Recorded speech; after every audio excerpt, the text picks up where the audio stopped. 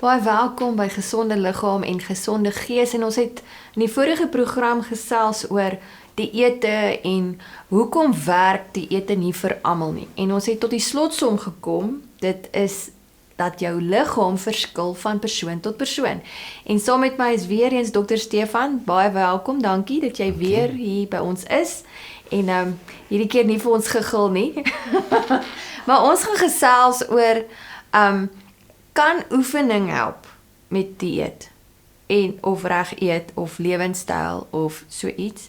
Maar jy het 'n paar goetertjies genoem in die vorige program dat mens verbrand baie keer nie vet nie, jy verbrand nie die glikose en toe sê ek so eintlik wat jy vir my sê ek mors my tyd by die gym en my geld of is dit nie so nie? Want Nee regtig so. Okay, kyk right. So, Dis ek wil weer terugkom na die natuurlike skaal toe. Ja. Dit wat ek hier insit in terme van eet, kalorieë versus dit wat ek deur die dag verbrand, kalorieë. Okay. Maar kan ek jou gou daar stop, nê? As jy sê kalorieë verbrand. Verbrand ons net kalorieë deur te stap, deur te jou hart aan die gang te kry of hoe verbrand 'n mens 'n kalorie? 'n Kalorie of wat ook al. Right. Laat ons net daai moet jy So mense wat oorgewig is, sit meer, ja, hulle beweeg stadiger, want hulle moet meer gewig saamdra. ja, So dit is dan aan die slegte kant van die skaal. ja. Nou, jy kan gaan, daar's op Google is daar baie programme wat vir jou kan, ons praat van 'n Basic Metabolic Rate Calculator. Okay. So 'n BMR, Basic Metabolic Rate Calculator. Nou die BMR is die hoeveelheid energie wat jy op 'n dag verbrand om asem te haal, jou werk te doen, die huis skoon te maak, kinders skool toe te vat, terug te kom, inkopies te doen, die trolley te stoot, die pakkies in te laai, vanaand aandete maak. So dit is die hoeveelheid energie wat jy verbrand. En kom ons sê dit is 2000 kalorieë. Dan moet jy nie meer as 2000 kalorieë eet nie, want dan gaan jy nou meer insit as wat jy verbrand. Ja. Dan sal jy sien ook in baie van daai calculators werk hulle in. Oefen 1 maal 'n week, 2 maal 'n week, 3 maal 'n week, 5 maal 'n week. Want wat oefening is oefening is ekstra. Ek het so baie mense wat by my kom en sê die ou vir my, man ek werk op site. Ek stap ver elke dag. Ja, jy stap 'n end, dan stop jy. Dan praat jy en jy beduie. Dan stap jy kantoor toe, dan sit jy daar, dan stap jy weer soontoe. So elke keer as jy stap, daar is metaboliese beweging, maar daarom begin die liggaam dit as my daaglikse werk sien. Net soos wat sy vrou by die huis die skoolgoed was en die huis uitvee, dit is haar daaglikse behoefte. So oefening is alles meer as wat jy op 'n dag doen. Okay. Wat daai ekstra kalorieë moet verbrand. That's it. Okay. Want daai hoeveelheid werk wat jy deur die dag verrig het, was duidelik nie genoeg vir die hoeveelheid kos wat jy ingeneem het nie. So om gewig dan nou te verloor, moet ek dus die kalorieë minder maak en of die oefening meer maak. So dit help nie ek sê ek gaan aanhou vreet nie. Ek gaan net die oefening druk tot daar. Okay, dan kom ons nou weer by 'n plek waar ons die skaal balanseer. Ek verstaan. So iewers moet jy ingee en iewers moet jy meegee. Toegee. Okay, ja. Ja. So daarvoor dit is die natuurlike balans. Nou, waar pas die eet dan nou in? Moet ek dan nou op 'n lae kalorie dieet gaan? Of 'n hoë vet of 'n Nie noodwendig nie. Kom ons kry eers die wetenskap bymekaar. Kom ons kyk hoe werk jou liggaam met energie? Hoe lyk jou cholesterol? Hoe lyk jou vetmetabolisme? Hoe lyk jou suikermetabolisme? Hoe lyk jou skildklierfunksionering? En dan die mense wat die DNA kan bekostig is, hoe lyk jou genetika? is ek iemand wat op 'n hoër tipe vet moet eet, of is daar 'n matige koolhidraat, matige vet, hoër proteïen, dan weet jy, hierdie ouens met matig met alles, kry net sy matigheid na die regte vlak toe. Ja. Dan sê ons, kom ons begin met soos byvoorbeeld 'n mediterrane leefstyl, maar ons gaan die kalorieë moet kyk. Jy gaan hier en hier moet sny en jy gaan hier moet op. Die oomblik as jy dit begin doen, dan begin goed beter gaan. Maar in die begin gaan dit stadig. Hoekom? Liggaam moet nou eers aanpas. Jy skud nou sy skaal. Ja, want hy's nou gewoond aan ander goed. Verseker. So eers begin ek gewoonlik met 'n detox program waar ek die lewer begin skoonmaak van vet. Dit bring outomaties dissipline in.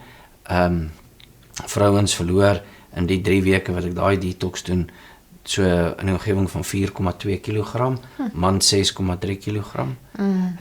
Ons sal nou praat ook of later praat oor hoekom mans dan nou makliker as vrouens verloor. Maar in elk geval, en dit is net omdat ek die liggaam gereed kry vir verslanking. Ek raak ontslaaf van oortollige vog, toksisiteit, en die mense voel beter, het meer energie. Die hoofpyn is nou ewe skielik weg, my maagpyn is weg, my maag is meer gereeld. Bim. En dit speel spysvertering 'n besonderse rol. Hoekom? Want as ons nou op dieet gaan, met watter orgaan werk ons? Die spysverteringsstelsel. Ja. Die lewer en pankreas is deel van die spysverteringsstelsel. So hulle moet ook kan saamwerk. Die insulienweerstandigheid en die vervette lewer is deel van die spysvertering probleem by verslanking. Kry dit eers uit die pad uit. Maak eers skoon. Ek kan jou vertel van die dame, sy by my gekom op 150 kg. En ek het met haar die skoonmaakpad begin stap. En sy het baie mooi begin gewig verloor, voel fantasties. Ek sê, ons kan nou na 'n volgende fase aanskuif. Sy sê, nee, hierdie werk vir my. Okay. Ek luister ook maar na pasiënte partykeer. Ons hou aan, en ons hou aan. Ja. Op 9 maande, toe sê ek, kyk, jy is nou so gedetox, nee. Jy blink soos 'n spieël van binne. Sy sê, los my uit, ek verloor gewig. Okay. Alright, sy gaan aan. 'n jaar en 2 maande later, 14 maande, toe weeg sy 72 kg. Sjoe. Tot sy 78 kg verloor. Ja. Toe begin ek met 'n stabiliseringsprogram. En daar sy het gehou. Dit gaan goed. So sy het nie weer al daai gewig opgetel nie. Okay, maar hoekom nie? Is dit bovenbehalwe dat sy natuurlik gedissiplineerd is? Maar weet sy nou nie weer haar ou gewoontes gaan op, maar wat het gebeur met in haar liggaam? Want daar's baie mense sê hulle verloor gewig, maar ek meen die cravings bly dieselfde, die emosionele situasie bly dieselfde. So hoekom getel hulle weer gewig op? Omdat jy nie in die begin die rede hoekom jy gewig optel aangespreek het nie. Okay. Daarom is die eerste deel, die belangrikste deel, is how to get your body weight loss ready. Jy moet daai skulptuur in plek gaan kry. Jy moet die bloedglikose vlak in plek, die cholesterol en die trigliserides en al die goeters moet in plek wees. Die spysvertering moet elke dag gaan.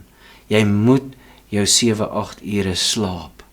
Want 'n liggaam wat uit slaap uit is uit ritme uit. So daar is pasiënte wat my kom en sê, al wat ons nou gaan doen, vir die volgende maand, gaan ons eers jou ritme reg kry. Want die oomblik as daai ritme uit is, die biologiese horlosie uitgestel is, gaan metabolisme nie weer in plek kom nie. En die gewigverlies gaan nie standhoudend wees nie. Okay. So, die spesifieke geen se naam is the clock gene, en nou kom ons ook by 'n vraag in wat jy net nou genoem het van intermittent fasting en so aan. So byvoorbeeld 'n TT kombinasie op die klok beteken dat hierdie persoon moet sy 3 maaltye op tyd eet en hy kan 'n snackie tussenin vat. Okay. Hy gaan nie op intermittent fasting nie. So Hy jy moet kan nie. alles gaan nie vir almal werk. Hy moet nie. Ons kom terug na wat werk vir jou, wat werk vir jou nie. In 'n AA kombinasie moet daai ou asseblief op intermittent fasting gaan. Okay. So en dit weet jy net as jy dit meet. Dat sy liggaam vat tyd om vet af te breek. Die lewer deur die nag skakel vet om na glikose toe en hy is ook die grootste stoor van glikose. So met die gevolg is daai proses by party mense moet langer vat. Ek kan nie nou alweer eet nie. My lewer het langer kans om die goed te verwerk en te verpak en reg te kry vir my. Dankie, boem, daar gaan my metabolisme nou. Dan eet hulle hier 10:00, 11:00 die oggend ontbyt, 'n ligte ontbyt. Moenie dink as ek nou hier by 7:00 die oggend kan ek net 'n vinnige beskuitjie net met 'n teetjie vat. Nee, klaar die vasgebreek. Okay. So ontbyt begin die stophorlosie. Wanneer ek ontbyt eet, begin die stophorlosie. So die ou wat nie intermittent fasting moet doen nie. Hy begin sy ontbythorlosie op 6:00, 7:00 die oggend. En hulle is ook mense wat vir jou sal sê, moenie my ontbyt wegvat nie. Die ou wat maklik intermittent fasting doen, sê nee, ek eet in elk geval eers 10:00 die oggend. Die ou wat nie intermittent fasting moet doen nie, en hy eet nie ontbyt nie, hy is siek. Hy is moeg, hy is pap, sy slaapritme is uit, as dit 'n vrou is, nog menstruasietyd ritme is ook uit, alles werk in ritmes. Hoorie, maar gebeur dit tog dat baie keer voel jy, yes, ek het nou wakker geword, nou is ek so honger soos 'n bees, nou moet ek eet. En dan die volgende paar dae dan word jy wakker dan kan jy soos ek eet jy eers 10:00. Wat's dit? Dit is wanneer die stert die hond swai en die hond nie die stert swai nie. Okay. Want baie keer voel dit vir my ek's nie nou honger nie. Dan gaan drink jy, die ou wat sê staan ek op, nou moet ek, dan drink jy 'n glas water, dis nog nie jou tyd nie, liggaampie. Die stert swai nie die hond nie. Okay. Wees rustig. Maar dit is vir my interessant, maar dit verskil. Dit is baie daarvoor is dit as gevolg van hormone vir 'n dame. Dit is as gevolg van dissipline. Okay. Maar ek moet so jy maak nie saak wat jy voel op daai stadium nie. So as jy nie honger is nie en jy moet nou moet jy eet, moet jy dan nou eet, dit nou jou liggaam is. Net die voel. Ja, okay. Maar as jy nie honger is nie. Tyd is alles. Okay. Die oomblik as jy hom daar begin voed, dan kom hy in sy tyd en sy ritme in. Soos byvoorbeeld my geen sê ek moet middagete my hoofmaal eet en ek moet my ontbyt 'n bietjie opskuif. Maar is dit nou prakties moontlik? Nou moet ek hier 9, 10:00 die oggend moet ek nou ontbyt eet want dis nou my tyd. Nou moet ek die werk los en ek moet nou ontbyt eet. En die meeste mense wat pasiënte gaan nie daarvan hou nie. Nee. Hulle gaan som eet. Dis piektyd van die oggend daai. Ja. So met die gevolg is ek skuif daai ritme bietjie. Maar wanneer jy op jou gesondste is wanneer jy hierdie ding reg doen. So oor 'n naweek is dit vir my makliker. Ek skuif hom bietjie weg en bietjie later en dan middagete is groter middagete en dan vanaand dan is ek amper nie eens honger nie. Terwyl as mense dit gaan omdraai, wil jy 'n yskas opvreet vanaand. Ja, dis die ding. Sien, want jy is nie in die ritme waar jy moet wees nie. En vir die mense wat nie sonder 'n ontbyt kan gaan nie. En ek sê jy moet intermittent fasting doen. My bloedsuiker sal dit nooit maak nie. Ek val flou voor 10:00 al. Ja, jy sal die eerste, tweede dag sal die stert nog die hond swai. Maar die oomblik as die hond sy stert swai. Nee, wat dis nou maklik vir my. Na 'n week, nee, dis maklik vir my. Want jy het intermittent fasting gene. So jy moet dit doen. En die enigste manier om te weet wat se tipe gen jy het is daai GeneWell toets wat jy doen. DNA toets van GeneWell. Praat, ja. En dit wat toets daai ding alles, daai DNA toetsie. Is So- dit 'n dis 'n swab, nee, Dis net 'n mondswap. En dan soos CSI op die televisie. En dan so 2-3 weke later kry ons die resultaat terug. En dan is dit 'n 135 bladsye verslag. Ja, okay. Wat alles van jou sê rondom eet nie en dan ook 'n baie belangrike ene is byvoorbeeld die tuister non-tuister beteken die volgende.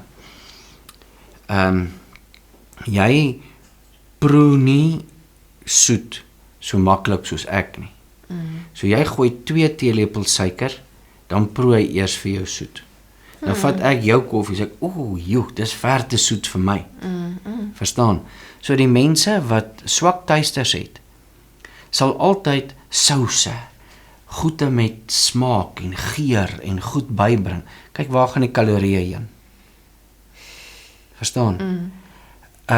Ek kan nie net groente eet nie. Dit is te bland. Daar moet iets by wees. Dit is Of hulle mengele kos. ja, laat iets net verstaan.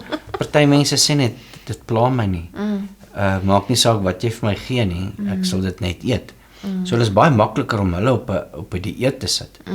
Want almal dink net onthou die u gedeelte op die einde is die een wat die sonde wegvat. So dit is 'n ou sousie. 'n Wyntjie.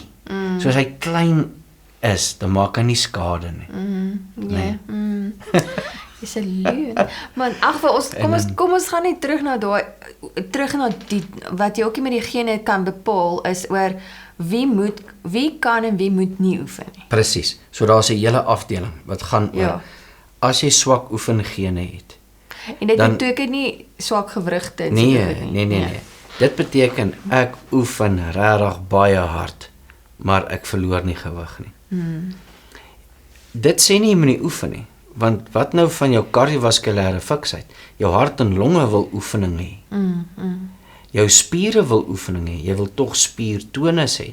Jy wil goed lyk in die bikini, en as jy nie oefen om die spiere te oefen nie, dan gaan jy in elk geval nie goed lyk in die bikini nie. Verstaan? So oefen moet jy in elk geval oefen. Ja. Maar die konsep is dit. Ek moenie in my gedagte hê ek gaan oefen om gewig te verloor nie. Ek gaan oefen om gesond te wees, my metabolisme te verhoog, kardiovaskulêre gesondheid, dis goed vir my brein. Ek Goed vir jou breek gees. stres, is goed vir my, is goed vir my. Punt. Punt. Maar dan is daar mense met goeie oefengene. Sê ek kan nie eintlik legter van oefeninge sê ek hou op met jou slapgat gedagte. Jy het goeie gene gekry. Gebruik dit wat goed is. So wanneer ek die DNA kry, kyk nie net waar is jou slegte gene. Ek kyk ook waar is jou goeie gene. Ja. Hoekom? Want ek wil jou goeie gene gebruik om die hele proses in die gang te sit. Vir die slegte gene sê ek, hoe gaan ons hierdie ding reg bestuur? Jy gaan my nou met help hier. Verstaan? So ons doen baie give and take. Ek kan jou die ding toelaat, maar dan soek ek hierdie. Ja, nee, dis reg, ons kan dit so doen. So daar's baie onderhandeling ook wat plaasvind. En dan partykeer sê ek net nee. Nee. Ons moet Dan is dit so. vinnig praat en ons regtig nie meer tyd oor nie. Ek wil net ietsie vinnig vir jou vra want ek onthou was met 'n gesprek met jou seun Michael gewees dink ek waar hy sê hy daar weet jy drink 'n dingetjie wat die goed makliker beter verbrand wanneer jy gaan Ja. gym. En vir my, jy weet dit wat skielik het jy daai energie as jy gym en dan skielik val dit. Wat's daai? So in die genetika ook praat ons van transport genes. Ons kyk ook na hoe jou liggaam nou ons noem dit eintlik fuel switcher genes. So hoe jy omskakel van vet na glikose toe. So hierdie ou begin oefen en hy bly binne in die oefensone van koolhidraatverbranding, hoë tempo en ek druk hierdie hoë tempo en ek verbrand net glikose. En daarna is ek nou moeg. Nou verander ek my tempo. Maar nou voel dit vir my ek slaan 'n muur. En nou stop ek maar, want ek het seker nou hard genoeg geoefen. Maar dit is dan wanneer hierdie gene nou moet oorskakel van vet na glikose toe. So die ideaal is vir mense met swak oorskakelingsgene is laat hulle die eerste 20 minute redelik hard oefen, laat hulle die petrol verbrand en dan wil ek oorgaan vettank toe. Ja. Maar omdat ek swak oorgangsgene het, dan gebruik jy nou hierdie oorskakelingsproduk. Hy help nou om jou vetmetabolisme aan die gang te kry. Dis En awesome. binne gooi jy hierdie klompie aminosure wat die liggaam stimuleer om oor te gaan op vetverbranding. Maar terselfdertyd moet jy die oefentempo nou heeltemal laat val. Okay, Want so hele die wetenskap. vetsone is hier, maar hy's lank. So jy om gewig te verloor met oefening beteken die ou wat langer aanhou gaan meer verbrand.